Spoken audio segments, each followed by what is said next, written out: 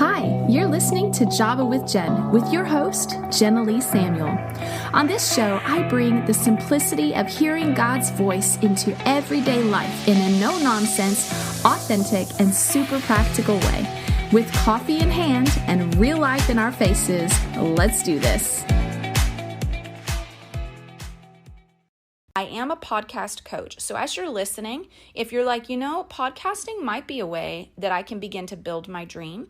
If you're a communicator, a natural communicator, you're a thought leader, you're articulate, you're like, I really want to be able to feed people with my knowledge or my life wisdom or the revelations God has given me, or I want to help women dive into the Bible more and I have an idea for that, or whatever. If you feel like podcasting is something that you might be interested in. And I don't even mean like confidently interested in. I mean like a little bit, like, oh, maybe. But building a podcast, once you learn the things and once you build a routine, it is actually pretty simple to maintain and pretty simple to build into your life. And so my coaching program is a 10-week track where I get you from maybe even just figuring out what you could possibly have a show about to published podcaster, growing, scaling, and even ideas on how you can make money from having your show.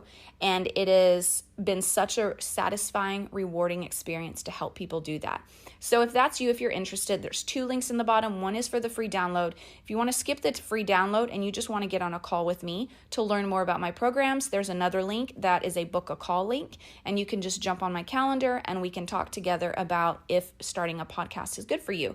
My next round starts September 17th, 2023. So if that's you, definitely get on a call with me soon. Even if you just have some questions, you never know. I had people that went through my last track who were very on the fence, very unsure. I just asked a few strategic questions and suddenly all this stuff started unlocking inside of them.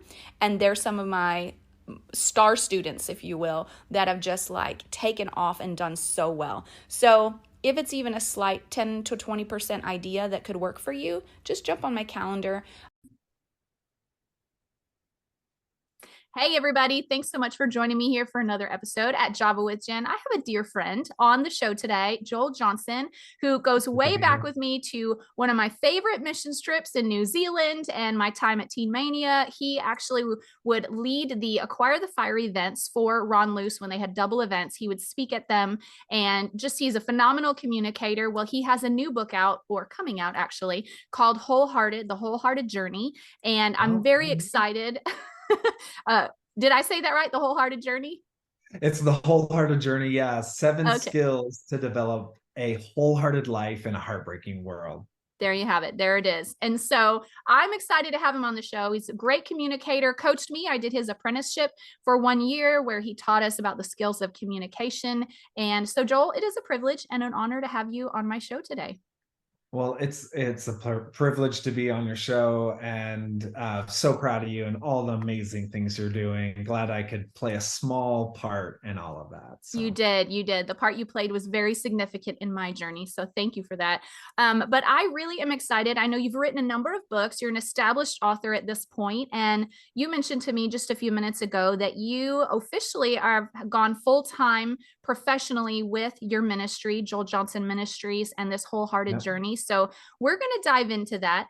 The subtitle that you shared also really kind of gives a good idea of what this is. But before we get into the nitty-gritty, why don't you give my listeners a little bit of background, who you are, maybe how this came about without diving too deep on that story yet, and then we'll start in. Yeah, well, I've been married for almost 20 years to the love of my life. I have 2 children. I have a 14-year-old son named Lincoln and a 12-year-old daughter named Reagan. So that's really my full-time job. That is the fun and blessing of my life. And then I help run a ministry where we take people through, and we've been taking people through this Wholehearted Journey curriculum. So we're seeing people's lives change, transformed, and people are entering into a better life than they dreamed.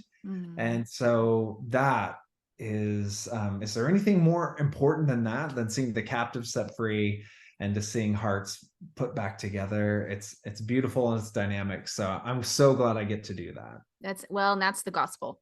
That's the gospel in practical application. So I love that.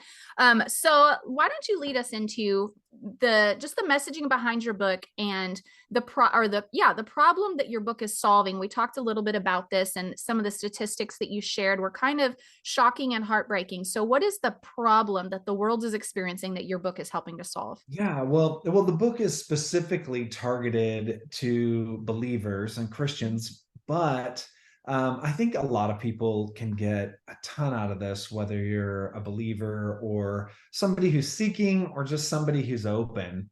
It'll definitely be a powerful thing.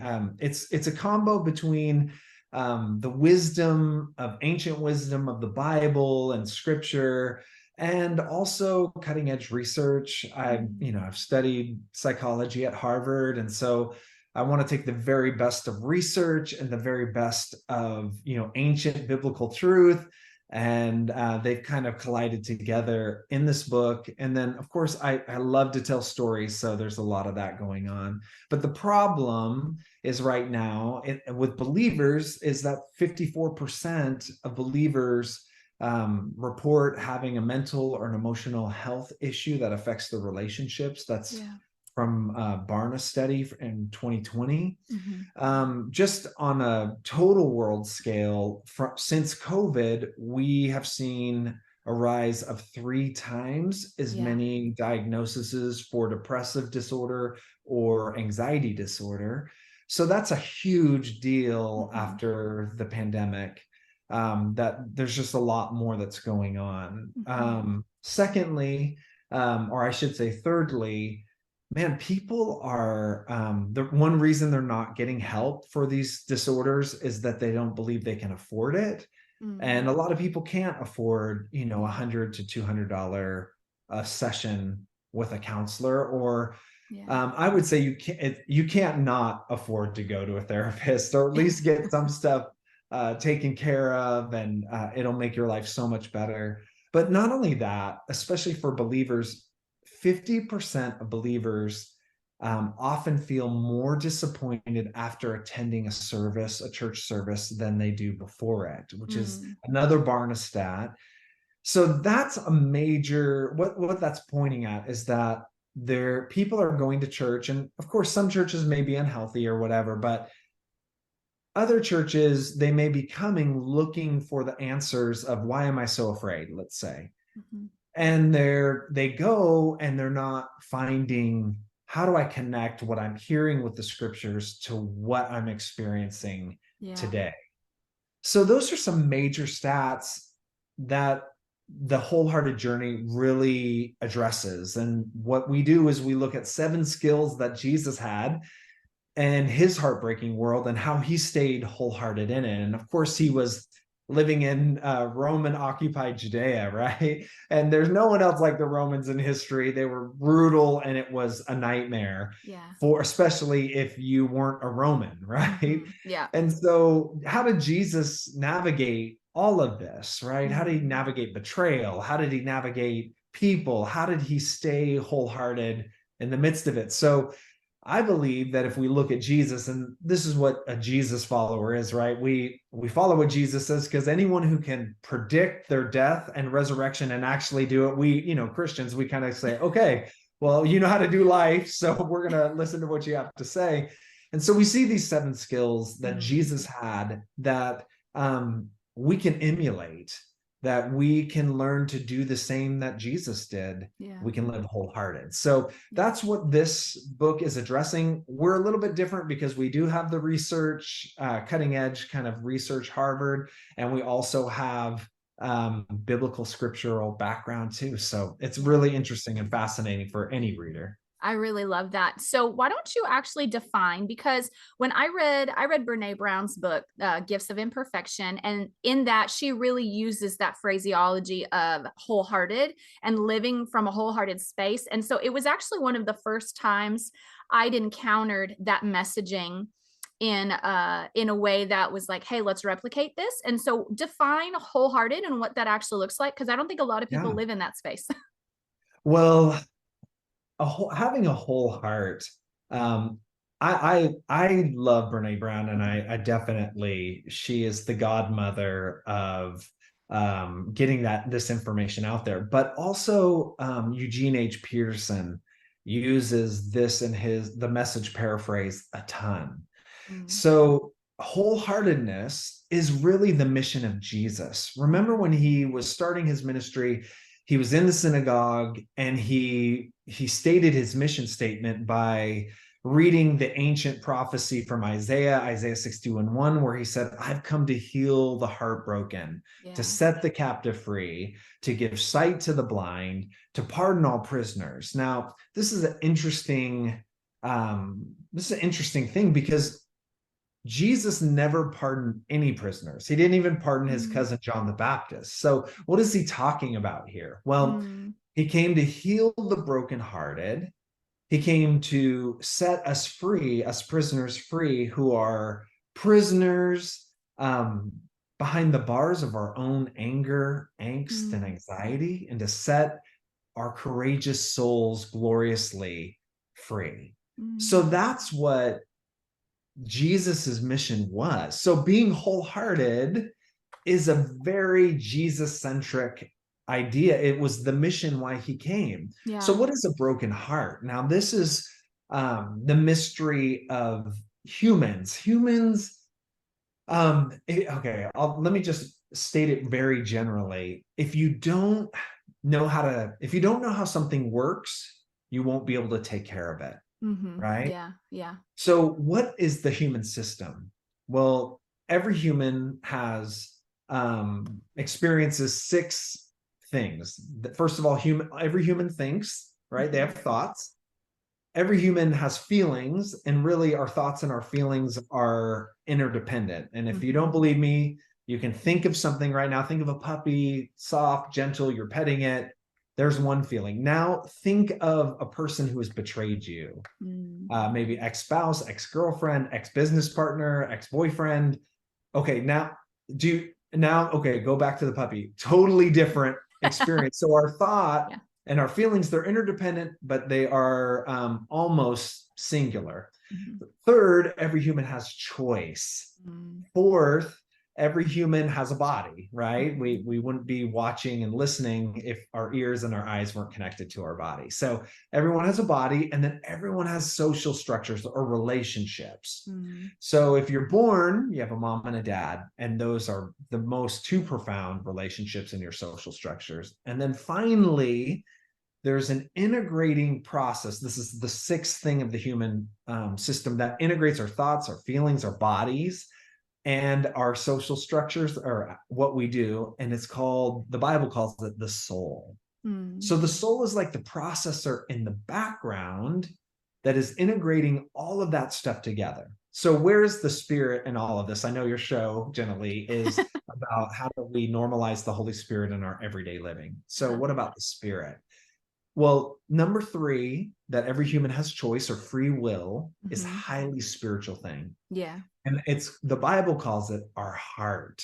So our heart is really the spirit inside of us. It's not physical. And it's also the executive decision-making portion of our life. We know this to be true because Jesus said, hey, if you think lustfully about a woman in your heart, you've already committed sin. So the heart is this chairman of the heart is like your CEO, right? It's your executive center of your life. Yeah. So, hey, sweetie, I'm on a podcast right now. Yeah. The time is at 4:15. We'll leave at 3:45. No, it's okay. Love you, babe. Will you shut the door? I'm also a parent, and I have the most beautiful 12-year-old daughter. So we're talking about the spirit, which is our heart. So Jesus came to actually come in. We invite Jesus where? Into our heart. We believe in our heart and confess with our mouth, Romans 10:9. So we invite him into our heart and he begins to make it whole. Yeah. Which affects our thoughts and our feelings, which then affects our bodies. And our bodies then affect our relationships, what we do with our bodies, how we act, our dispositions, all of that. And the soul, if you can imagine it, is you fully showing up. Yeah. And so our heart and our souls can be broken, just like our bodies can be broken, just like our emotions or our thoughts, which is mental and emotional health, right? Yeah. Yeah. They can be broken. So Jesus, when he came to declare, I've come to heal the brokenhearted, is he's saying twofold. The theologians call it justification, right? When we are healed, we are whole, we are saved when you make Jesus Lord of your life. But then the sanctification part of it is him actually putting the pieces of the traumatic things that you've encountered and living in a world that is far from Eden, and our souls were made for Eden. We weren't made for the craziness of our world today. Yeah. Yeah. And so when we invite him into our heart, he can make it whole, which then allows us to have a life that is abundant, satisfying, full, and free. And so when I talk about wholeheartedness, I talk about it from the scripture and Jesus. And I know there's probably some Bible readers on your show that right now are like, well, where does it say this whole human system in the Bible? Well, let me just give you the greatest command. This is what Jesus said it was.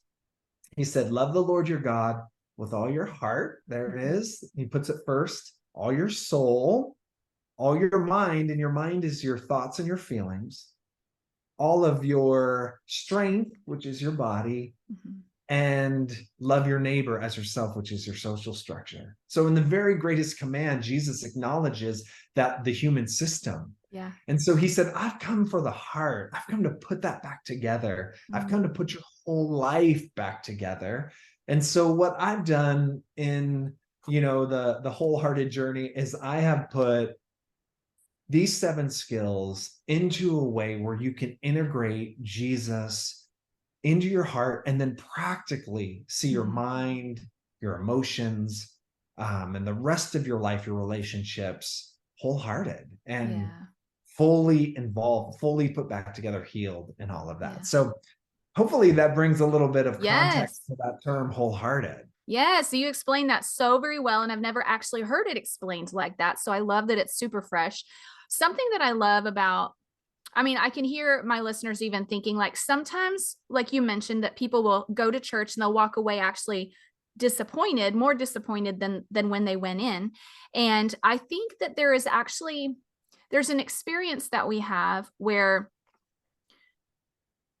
when we go through something difficult, and I think everybody goes through this. In fact, in the book, Emotionally Healthy Spirituality, he talks about the crucial role in the cycle of our Christian experience, the crucial role of the dark night of the soul. Some people call it that. Some people call it something else. But I feel like when you went through what you went through, and we'll get into that later, that was the dark night of your soul, It was one of my dark nights of the soul. Yeah. He mentions that sometimes we'll have multiple of them. And I went through that recently, probably in 2019 to 2021 was probably the dark night of my soul. So 2022 was my intentional healing, and 2023 was my comeback, and so, but I feel like a lot of times as believers, when we go through that, so that statistic, 54% of the church deals with mental health issues or doesn't feel like they walk in peace, joy, and whatever.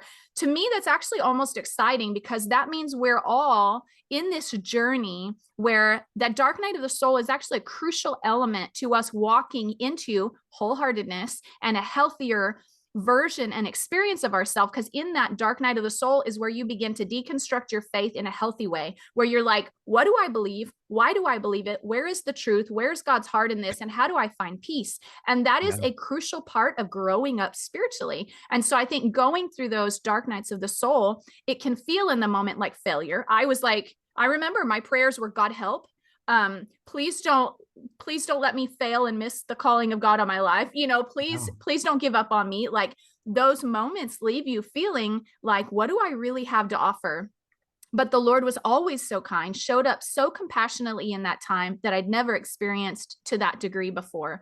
And if anything, he just kept showing me, this is important. This is an important part of your process. And so I feel like your book, The Wholehearted Journey, what that does is it gives people that element to then move from the dark night of their soul into that mature, established believer space where Jesus is coming back for a a bride who is pure and spotless. And we have to move through the dark night of our soul into that wholehearted space to ultimately become the bride he's coming for. And so you mentioned, well, actually, first, you have thoughts on what I just said there before I jump into this next question? No, I think you're definitely right. That there is a lot of hope, especially for the listeners out there right now, that you're feeling depressed or you're feeling anxious, or you're in a space that you feel like you can't move forward. You're stuck in life.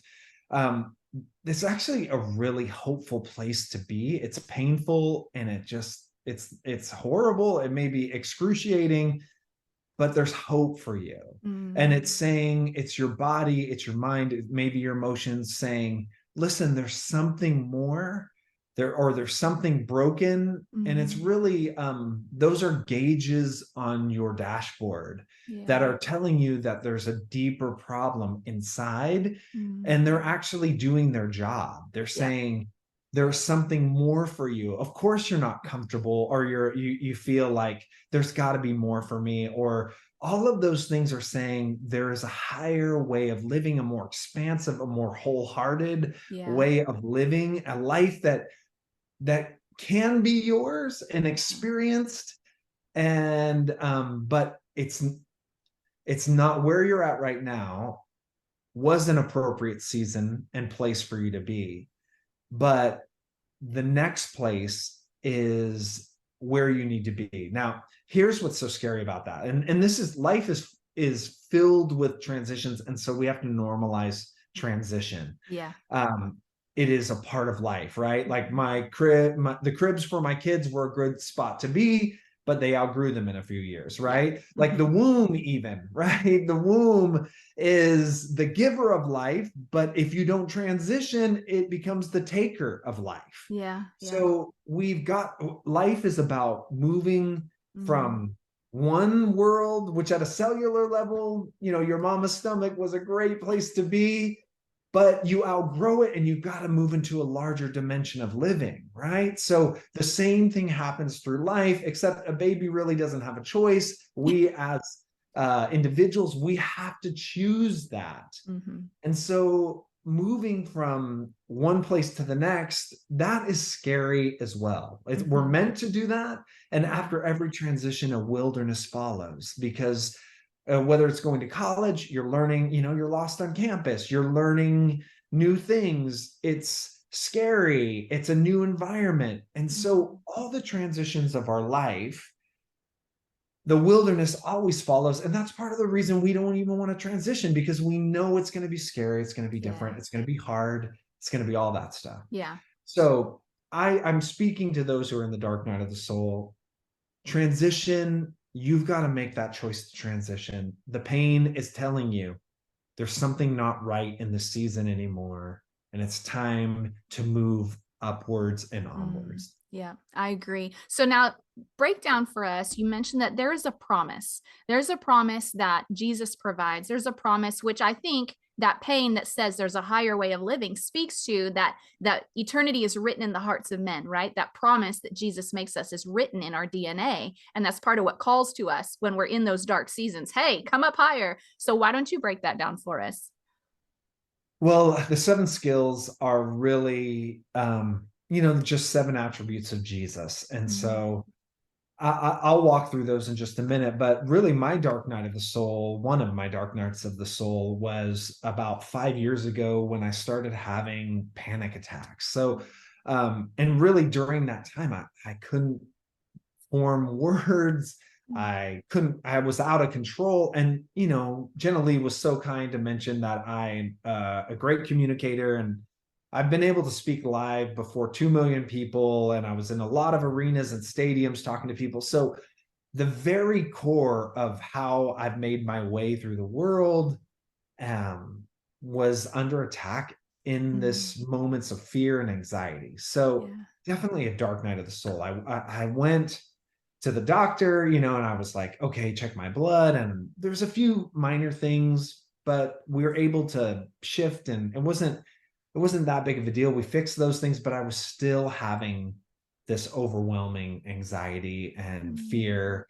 And so I knew it was probably emotional or mental. And so I got a therapist. And so I was on, on my electronic device speaking to my therapist. And through that process, we discovered that so many of the coping strategies and trauma that I faced when I was younger, I had an abusive alcoholic stepfather. And so a lot of that, and just, I was a single mom raised, just life.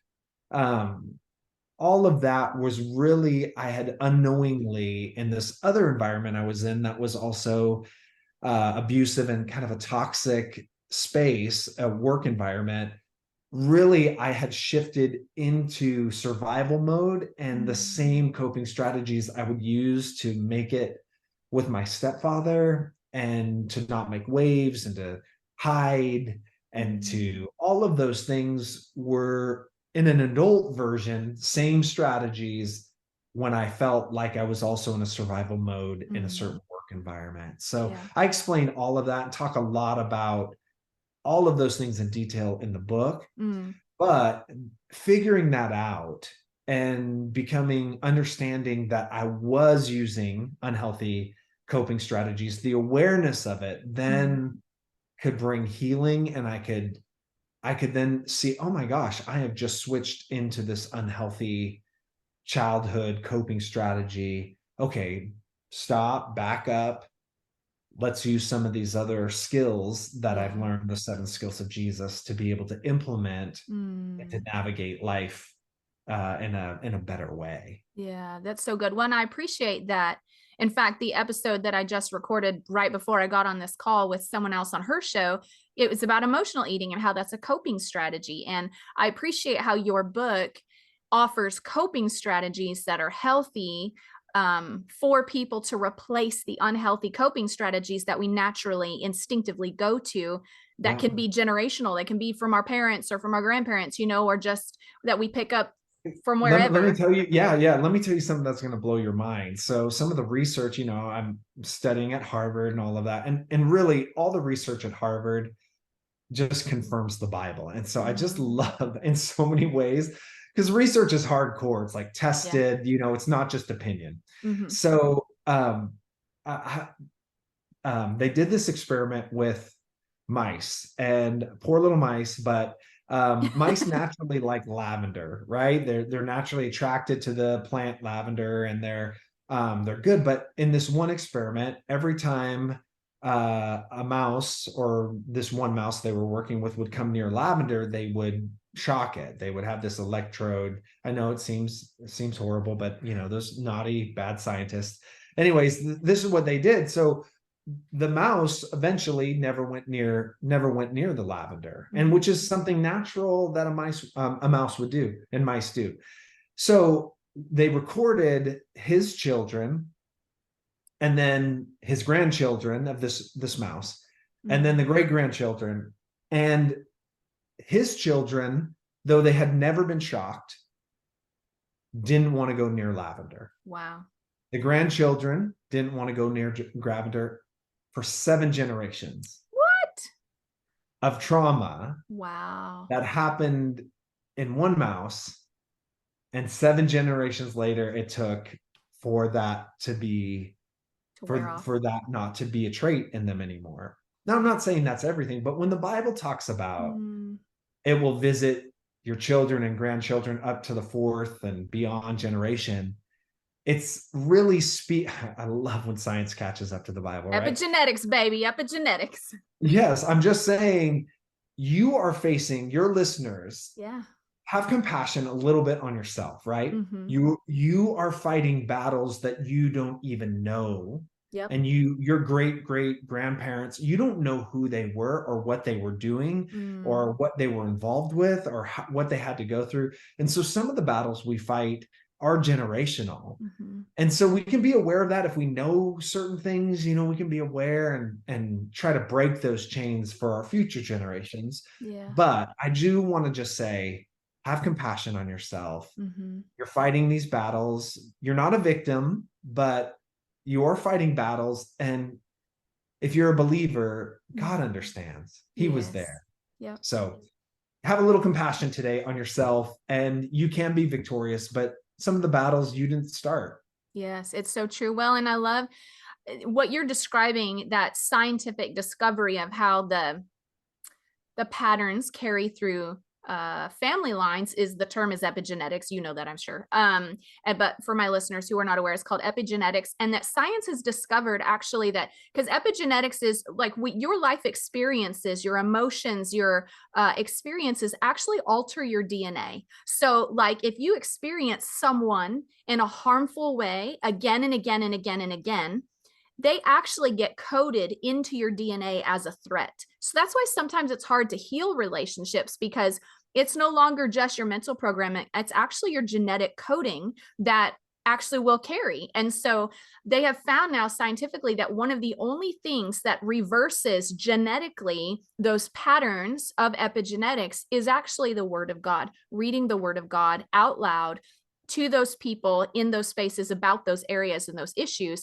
The Word of God is one of the only things that actually recodes the DNA pattern. And so, That's phenomenal. yeah, I love it. Not only that, but it just goes back to the human system, right? Like that's why Jesus has to heal the heart. It's not just because it's poetical, but it's the spirit that's inside of you that begins to change your thoughts and your emotions. Yeah. And your thoughts and emotions are what actually changes your body. Yeah. Just like you said, like you're saying epigenetics, but this is why being wholehearted is so important. Yeah. And your heart can be broken. Literally, it can be broken. The Isaiah talks about a broken heart, where Jesus quotes him, and it's the word shabar in the Hebrew. And this is actually speaking to, he uses the same word to describe broken pots, like clay pots and branches being broken. And so not our physical heart, but our spiritual heart can be broken. And psychologists call this arrested development. And literally, it's not only what happens spiritually, but it also happens in your brain. And a lot of psychologists call it trauma brain. And so part of your brain actually is frozen. It stops growing, so to speak, until that part of the brain, it's the trauma, which has to kind of be layered out. Your brain can't take all that trauma at one time, so it kind of just freezes it. And so you go layer by layer by layer. But it's all connected, right? It's the human system. So our heart, when it's healed, and there are younger places in our past that have been broken or traumatized, Jesus has said, I've come to put that back together, to put the broken pieces, the younger, prodigal places inside your heart, and the present mature you. I've come to bring that all together, to bring life. And that has an effect on your thoughts, emotions, your epigenetics, your, all of that stuff. So this is why, like, the wholehearted journey is going to be so powerful for people to put those pieces back together. And then if people are loving the book, which releases October 17th, we're releasing in 2024, Wholehearted University, which will take people deeper into that. That's awesome. Where we really talk about the human system and how to heal all of that. And there's exercises and film. So you'll want to be a part of that. I love it. Well, and I appreciate that you mentioned to have compassion for yourself. I know that I had experienced something, which I won't go into it, but I had experienced something that was a barrier, like a limiting belief, which ironically I learned from some book reading that it was like The Success Habits of Millionaires. So it's like a business book, but they talked about limiting beliefs, how to identify them. And when I dug down below one, I realized, I was like, that doesn't sound like me. I think that's an inherited belief. And so through a series of events, I was able to track that back to my grandfather, who raised his family in the Great Depression. So the belief made sense for the environment he grew up in. And so I had to displace that belief. And so it's just, the compassion was necessary for me to even recognize, because if I had shamed myself over it, I wouldn't have even recognized, oh, I don't think that's me. And so I appreciate that you mentioned the having compassion for themselves, because as they walk through your book, The Wholehearted Journey, having compassion for themselves will allow them to have more insight, more revelation, more enlightenment, and even more healing in their process. And so how can they connect with you if they're like, I need that book, I need that school, Show me the way to Joel. Yeah. October 17th is the official launch. You can go to joeljohnson.org and you can actually start your wholehearted journey now for free. And we'd love to give you the introduction and chapter 1. So you can already begin to start that journey as we approach October 17th. Awesome. Also, you can pre-order the ebook on Amazon and it will automatically connect to your electronic device on the 17th if you pre-order that. And we'll have both hardback and paperback coming out on the 17th. And also you'll be able to check out the Wholehearted University at www.wholehearted.university. So right now, joeljohnson.org, you can start your wholehearted journey for free right now. And then Amazon, you can pre-order all of that there. Excellent. Well, I want to encourage you guys, if you're even halfway interested in this book, go pre-order the book, because we're going to help Joel out here. When you pre-order a book, then when their book actually goes live on Amazon, all those orders count towards the first 2 days of sales, and Amazon counts those first, or maybe it's the first weekend or the first week or whatever of sales. And if you make 200 sales, then you're considered a bestseller. And so make sure and go pre-order that book. Just help Joel out. We want to, when you're a bestseller, you're going to bestsellers list and it gets in front of more people. And we want to help this book get in front of more people, because Joel, I am such a firm believer. This is something people need. This is just something people need. You play a part. I know this is a messaging that's surfacing in the church. It's a message that's surfacing in the world, because this is what people are needing right now. And I think it's a healing work that God is doing within people and within the nations as well. Really? So you're playing your part in that. So I'm proud of you and I'm excited for you. So thank you so much. Thanks for having me on the show today. Absolutely. Thank you for being here. You guys, make sure that you are subscribed to Java with Jen podcast wherever you listen, so you do not miss any upcoming episodes. Again, don't forget to go check out Joel at joeljohnson.org and go pre-order that book if you're interested. I know that with his resources, there's going to be ways to even do it for small groups and stuff. Did you want to mention that real quick? Yeah, well, when we launch Wholehearted University in 2024, it will be perfect for small groups and also individuals, but it'll make you'll just play the film. You'll have the coordinator's guide that will help you to be able to just ask the few group questions. So you don't have to study or teach, you just facilitate conversation, and it can make it really great for your family or a group in general to be able to go through 9 weeks of healing, restoration, and it's only $79.99. So for less than one session of therapy, you get 9 sessions plus a bonus session that makes each session only $7.99. So we've made it affordable for people who are wanting to get help and can't afford it. This is a great avenue for you to do that. Heck, that's great. I'm going to tell everybody about this. Thank you, Joel, for coming on this show. And you guys, we will see you next week. Don't forget, pop on by on Instagram at Java with Jen. I love to stay in touch with you guys there. We will see y'all the next show. Bye. All right. Bye. Thanks so much for tuning in to today's show. Listen, let's stay connected. Come follow me on Instagram at Java with Jen, where you can follow the latest and say hey. It's a really great way to stay in touch. Many of you have also asked how you can support the show. You can make donations through the Anchor app or on Patreon, or of course by sharing, rating, and reviewing on social media and iTunes as well. Your heartfelt feedback always reminds me why I do this. Also, don't miss our merch store, where you can get super cool Java with Jen swag and coffee. Find it at javawithjenmerch.com. Until next time, remember, hearing God's voice is simple, and He wants to be a part of your everyday life. See you next week.